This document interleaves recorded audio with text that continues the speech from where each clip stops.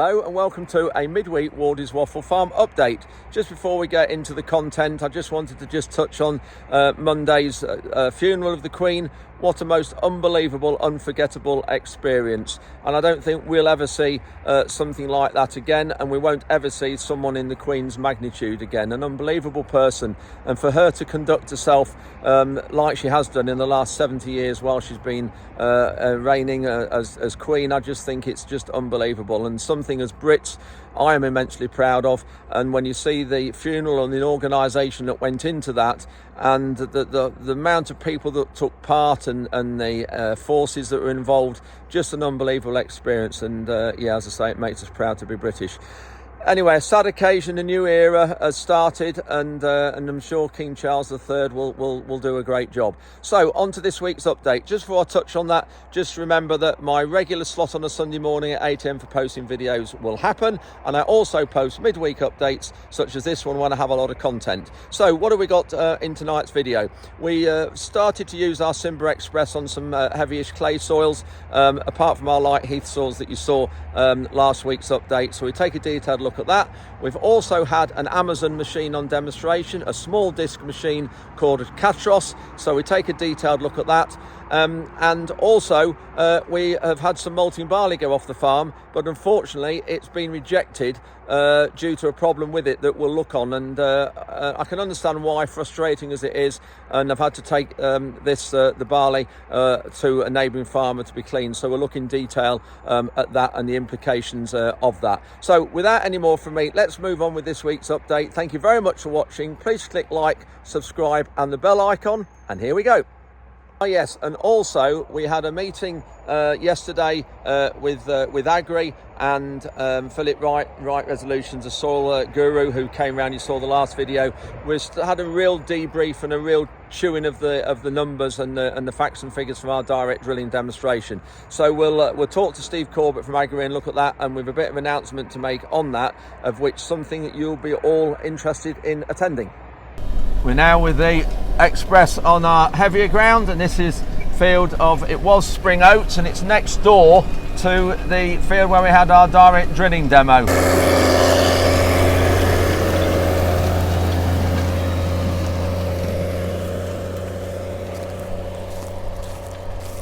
You can see there the mixing we're getting with it, which is just what we're looking for.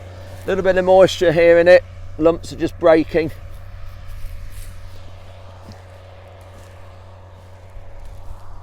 Just doing a really good mixing job. Percent clay here in this soil, it's around about 45% clay, so just decent, and probably 30% silt still, like most of our soils are here. So that silt adds a bit of trickiness to it, because silt particles are very, very fine, very small, a lot smaller than clay particles. And we have glyphosated this off, Roundup on. You can just see it starting to go yellow and the colour starting to go off now. It will actually go really, if we'd left it, not worked, it'd have been bright yellow in 2 or 3 days. You can see there, that's the field where we had the spring barley, the direct drilling demo with spring barley. Those of you who came to it, got barley volunteers there. We have just sprayed that off this morning, because that's coming wheat actually this year, the same as this field here. But we're actually going to do a few more bit of deep cultivation to that, because it does want some rectifying after the mess. Well, not the mess, but it was very consolidated because of the weather when we did it. So I better just get out of the way here, because Tom's just come in again. There he is.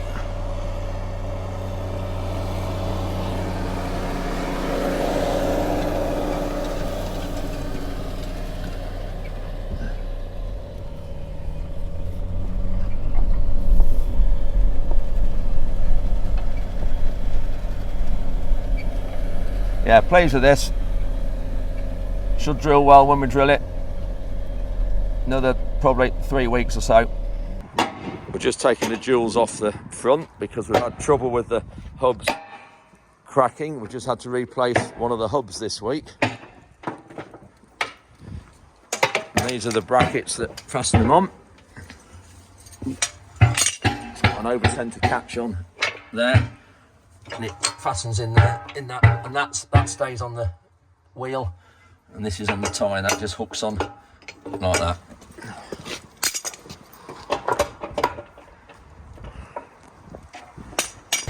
weighing the front axle now to get the right tyre pressures in, and that's the weight with all the machine up in the air, so there's weight on the back of the tractor. So that's it, 3,700. That's it, 3.7 tonnes on that front, so that's what's that, 1.85 tonnes on each wheel. I'm just going to ring up Tanwick Tyres, our local tyre distributor, ring up Pete Sampson to see what pressures we need in those to be right. See now folding up, so all the weights of the machine's on the drawbar. That's gone back up to 3.38 tonnes from 3.7, so it's, what's that, so that's 340 odd kilos makes difference on the front of the tractor when you're having it carrying all the weight on the drawbar compared to when you're working it in the field. Apparently, according to Pete at Tanwicks, they need 12 in now instead of 8 as they were when they were single. So there we go. Bosh. Yeah, bang on. We're just trying another machine, and Amazon have just rolled up with a small disc machine, what they call their Catros. And it looks like they've brought it on a Valtra. Looks a nice tractor. We'll have a look at that in a minute. And there's our Express that Tom's taken off. And yeah, you might just wonder why we're looking for a different machine. Well, we're just looking for something a bit wider than 5.5 metres to go on the on this new tractor when it arrives. Hopefully in the next couple of weeks maximum. There's the Western drill filler we bought. If you remember, you see we bought that second hand in the winter time. So it's going to be our winter project. That is getting that ready to use. So we won't be using that this time. Anyway, this is the Catros. Bigger disc than what we've had on the other machines.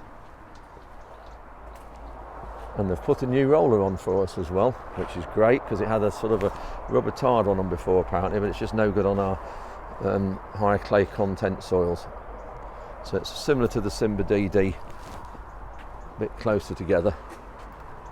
But yeah, should be interesting to see how it works. Stand up. Got to lift that up on the arms. And that folds out the weight. So that's the full weight now. Wheels are a long way back compared to our Express. Long way back there to the tractor, so we've got more weight on the back of the tractor and less on the front with the leverage effect of the machine.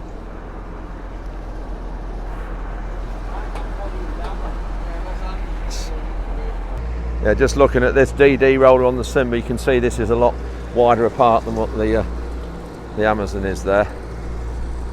The gap here, and it's bigger diameter disc as well, but they work really well, these DDs. I think they're the best roller on the market. So we've got this Catros in work at the minute on some old grassland. Very hard and dry here, not particularly difficult soils,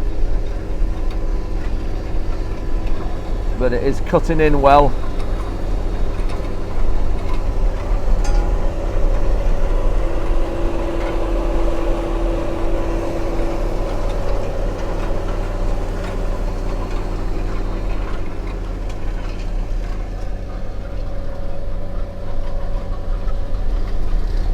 The disc diameter here, we've got 610mm diameter discs. You can get smaller and bigger, and then that disc on the outside that's not going round, that's purposeful. You can alter the depth of that, and that's just to limit the throw from the back and just stop it ridging it.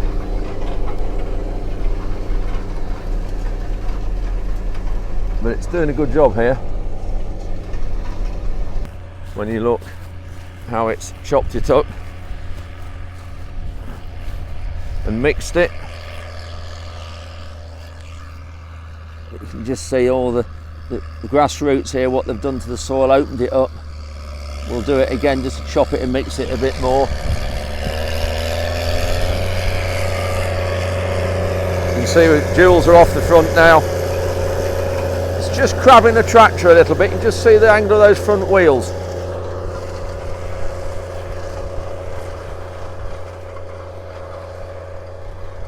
But we will just do this once more to another angle to chop it up a bit more and level it, and that'll be it, ready for the drill.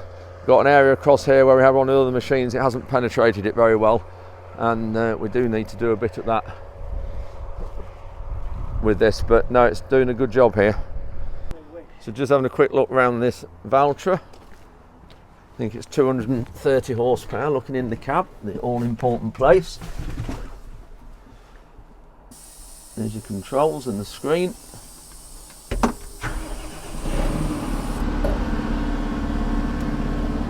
Nice light airy cab. What we've got there, document, oh no, fuses there. Filters, fridge. Just shut the door. Nice and quiet, good passenger seat there. Just bring that down. Nice little steering wheel, nice dashboard. Joe, this is the first time I've been in a Valtra. It's a really lovely cabin here. All your different functions on your screen there. Whether they roll, oh, that's how you get through them all. Turning that knob at the side. Home on, there's your different functions. Yeah, really good. Nice tractor this. Never driven one before. Good visibility out the cab.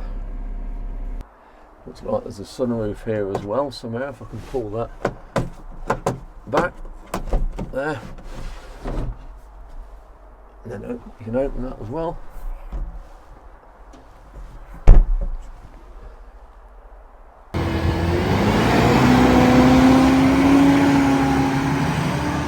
Yeah, nice tractor that. I'll have to give one of those a go when we change the tuber.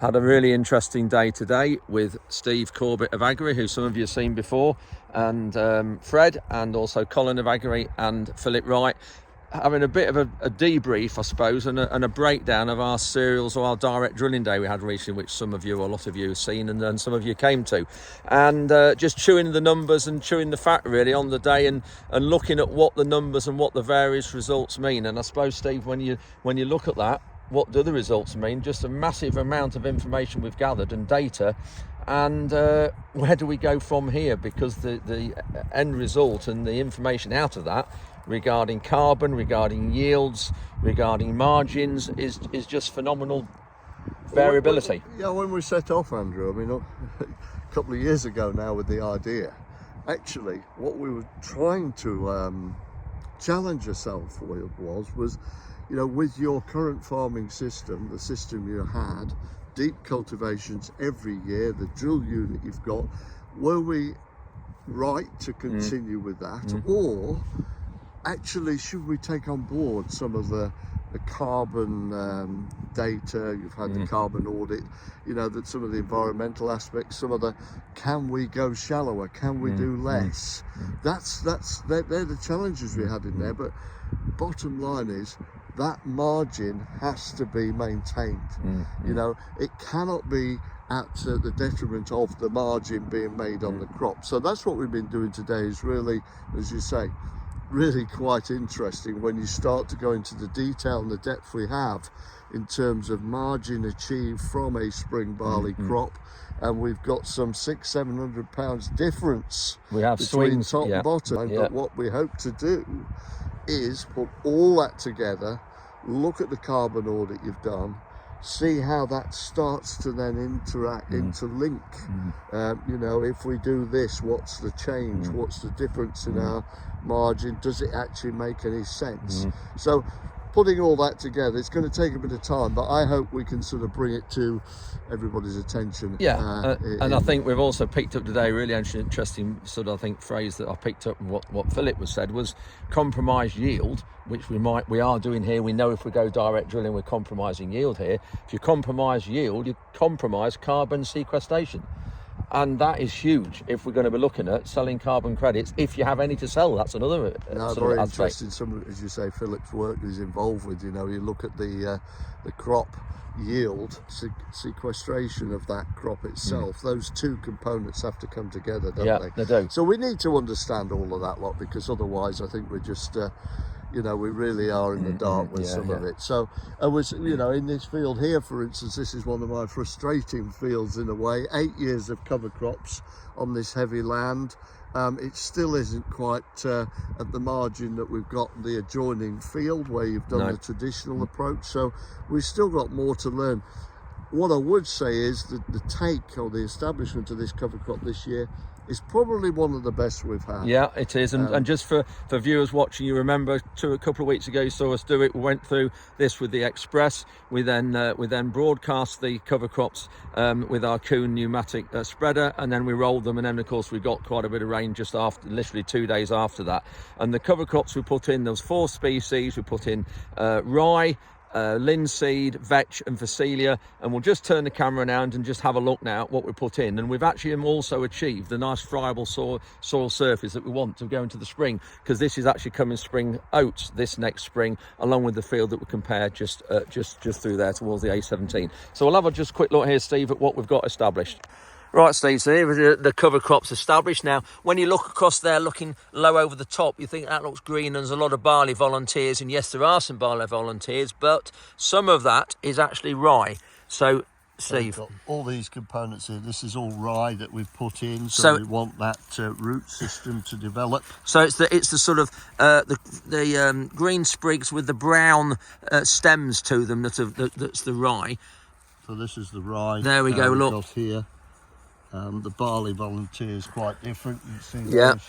Let's just have one of those out. Yeah, look at that. Volunteers there compared to the rye there. So, and those volunteers actually are adding a little bit. You can see that root system that's developed there, but the rye's got going nicely. It has.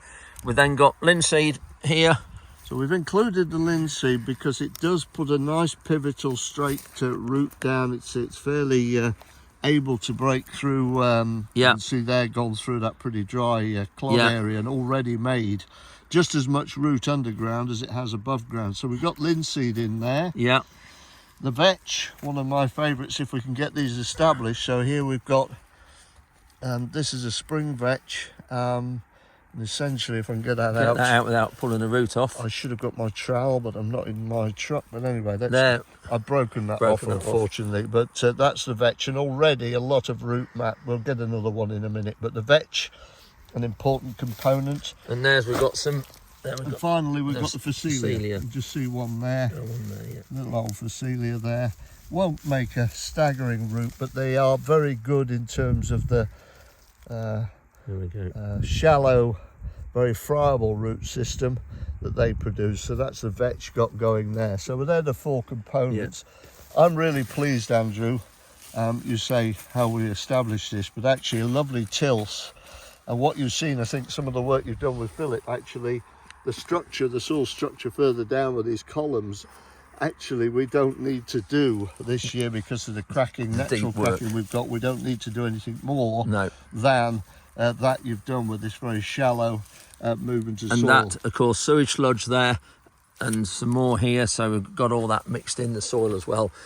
So thanks, Steve. Really interesting day. So just going back to all the sort of work we're doing here, we're just looking at having a bit of a conference or a fairly big meeting sometime in the new year that we'll put dates out for that, and hopefully try and get some sense and put some sense into some of the data that we've captured. Pull it all which is together, huge. I think, Andrew, because it's an integrated approach. Yeah. You know, it isn't just carbon, it isn't just cover crops. No. It's the whole process. To come together on farm, maintain margin. That's the thing we're trying to do. It's maintain margin. That's the biggest thing when we look at it. But of course, this field here, 8 years into direct drilling and cover crops of various things with various results, some good, some bad, and so we'll put it all together and we'll put it out in January. See where we get to. Yeah, thanks, Steve. We're loading barley into one of our trailers now because we're having to take it up to a neighbouring farm to have it sorted. We had 2 lorry loads go last week and they were rejected. And this is malting barley that's going to a brewery at Burton-on-Trent in Staffordshire, and they brew Carling Lager, Grolsch, Doombar's another one, and I think Madry is also their latest addition. So this barley is going for brewing, but it was rejected due to something we call ergot, which is a little black sort of infested part that grows out the ear. I'll show you that in a minute, but we'll just have a look at loading this. But it's going to cost us about £15 a tonne to get this dressed and untreated and have it taken out. And I'll go to the farm in a minute. It's only just up the road. I'll go to the farm and have a look, and we'll show you this this colour sorter, as it's called, going through it. It's all done with a series of cameras to take it out.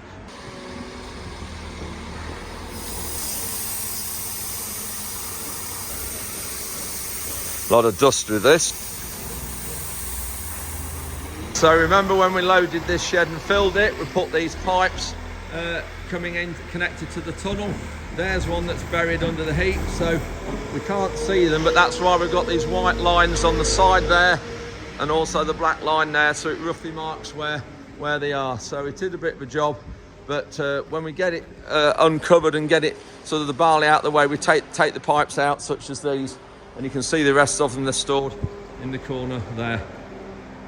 But yeah, we've a bit of a nuisance having to do this and get it treated. But what we're doing is we'll take it up to this farm, it's about 5 miles away, and then Frontier, the grain merchant, will pick it up from there, save us having to collect it and double handle it.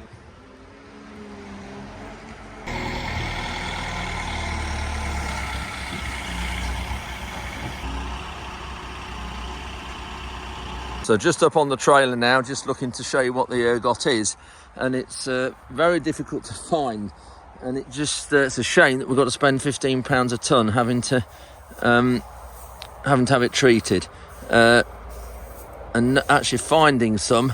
Here we go. I thought there's some there somewhere. Here we go. There we go. There's some. Where's it gone? There. Put that on the top of the trailer there. You can see what it's like. Spring crops, it's smaller than in winter crops, and obviously this spring barley. Now what it is, it's a fungal fungus that grows out the side of a grain, out the side of an ear, in place of the seed instead of the barley like that.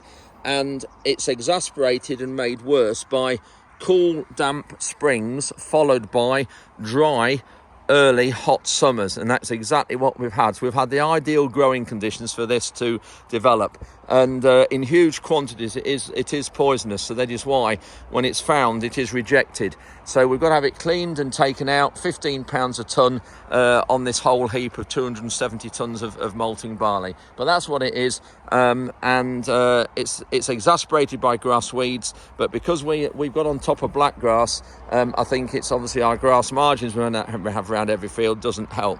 So that's what it is, and you can just see it's like a rat poison, or rat dropping, or a mouse dropping really. But we've got to have the whole of the heap treated. When we've got this all cleaned and this ergot taken out, we'll lose about 2% of this heap.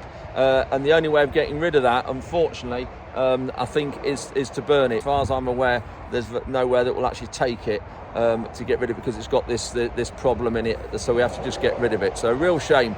And yeah, we've had the ideal summer. Hot, dry summer means we haven't had to dry any crops and good combining conditions, but it has created the ideal scenario for this little piece of ergot to contaminate spring crops.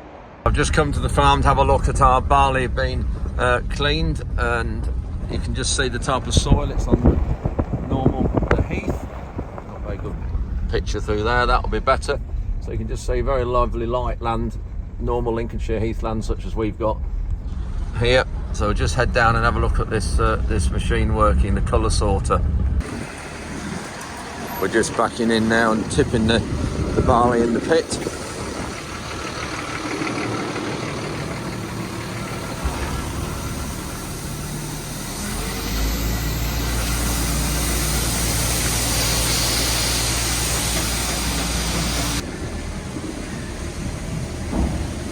With James Ireland, who's doing our barley with the colour sorter. This is the machine. How long have you had this, James? About 5 years now. Right.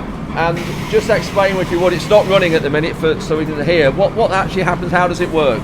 So we've got 3 chutes. We can do between, well, the most it can do is 7 tonne an hour. Yeah. At the moment we're doing about 5 tonne an hour. It has down here, you can see the lights. So lights on both sides with a camera front and back. The camera is then picking out. So the camera's behind there? The camera's behind there. Yeah.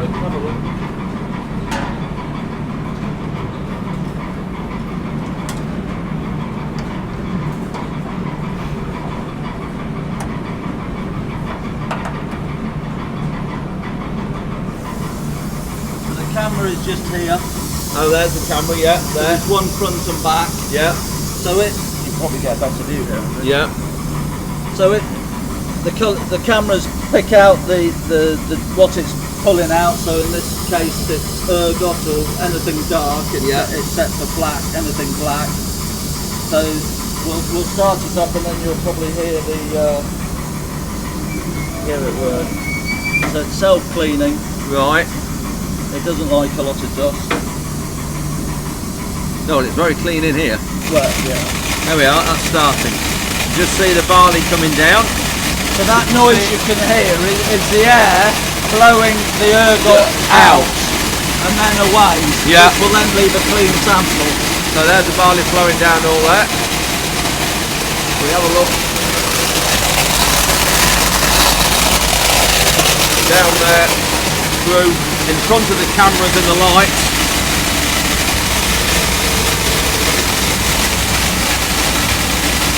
And that goes off to the waste bin. Yeah, that goes off down to the hopper below. And that's it really, and you can alter the flow rate of it and how much it takes out, the sensitivity. You can, depends how bad the ergot is. The ergot in wheat tends to be worse than barley, but it also needs a nice clean sample.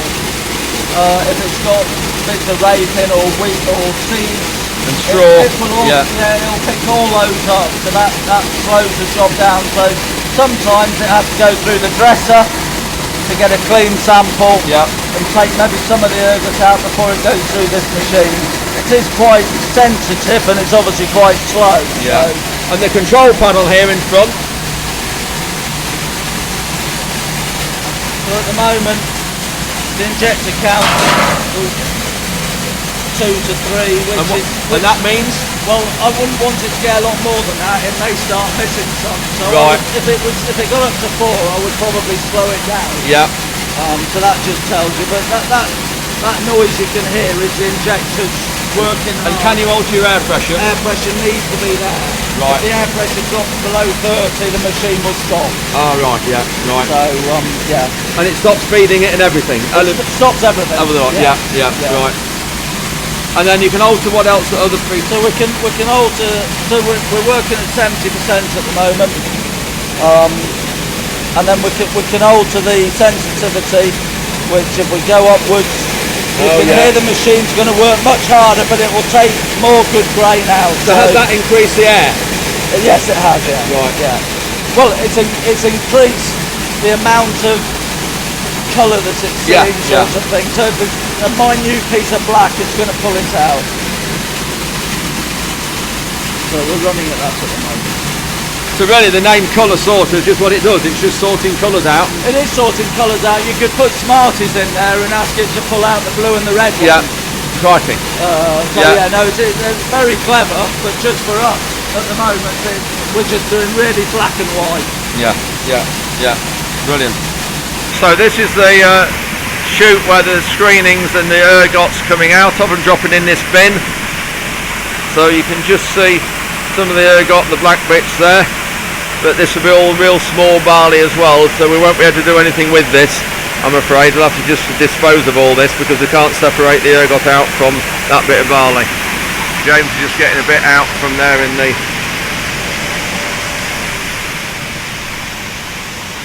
Basically, there's a small. There we go. Yeah, there's. You wouldn't see that with your eye. No. Big one. Big one there, yeah. Stones as well. Yeah. Anything dark. Anything, yeah. Dark chip grain, it's going to take them out. You have got some sort of half decent barley in this as well, but nothing you can do. Yeah. So you've got some barley there that's got brown ends to it, and it takes all that out. So because it's blowing it will blow. For every bad one, it'll probably blow 5 good ones out. Yeah. Because of what it's doing. Yeah. There you are. We're back down the bottom, and that's the machine finished. So that's had a look at the machine. We're back down at the bottom there. You can see it up there behind me. Thanks to James for showing us round. The cost of this when they put it in, it's been in now, you say 5 years. It was about 140,000. That's what it cost to put it in. So huge cost. Obviously today it'd be a lot more than that. You'd probably be 200,000 to put this same thing in. And to get more than some 7 tons an hour, you've actually then got to change the machine, put a different machine in. It is a slow process, but you can see at what it's doing. It's fantastic at taking out things that really make your crop unsaleable. So it's really making our crop, taking it from unsaleable to saleable. So £15 a tonne is worth it. So that's it for this week. Thank you very much to Simon and Oliver at Amazon, and also Howard at Sharman's for arranging the demonstration of the Catros.